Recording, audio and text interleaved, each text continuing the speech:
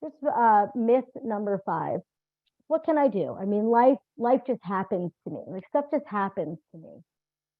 The empowering truth is that there are kind of two ways that we can be about life. One is called an internal locus of control, and one is called an external locus of control.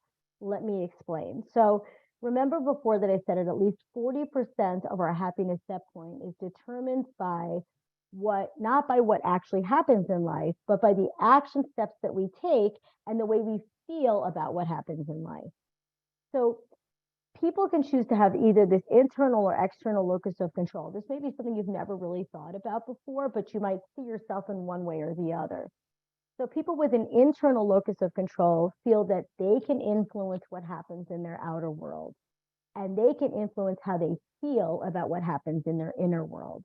They take responsibility for what's happening, they feel empowered about it, and they believe they can make changes to their outer world and how they feel about it. Now, these people are more likely to identify with the song Invincible by Sia. Even if you don't feel invincible all the time, language like I'm unstoppable, I'm a Porsche with no brakes, I'm invincible, I win every single day. And even if you're not winning every day, that you feel I am so powerful and I'm so confident. I have the ability to influence my world. Now, people with an external locus of control feel that life is happening to them. They're not influencing it. They're not in charge. Life is just happening to them, and they are not powerful co-creators in this process. They're just on the receiving end of it. Now, these people are going to relate a little bit more to Katy Perry's Fireworks in the beginning, where she says, do you ever feel like a plastic bag drifting through the wind, like a house of cards, one blow from caving in? These people are just waiting for life to do whatever life is going to do with them.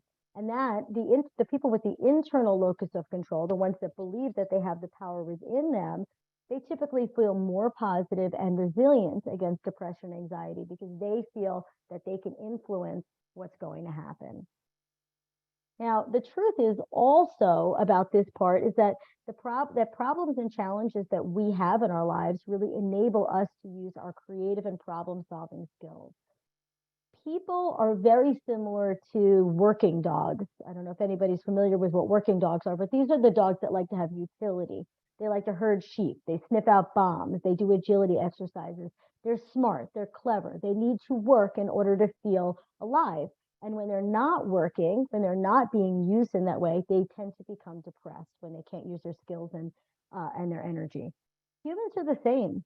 Humans need challenges. We need things to challenge. We're smart. We're clever. We're creative.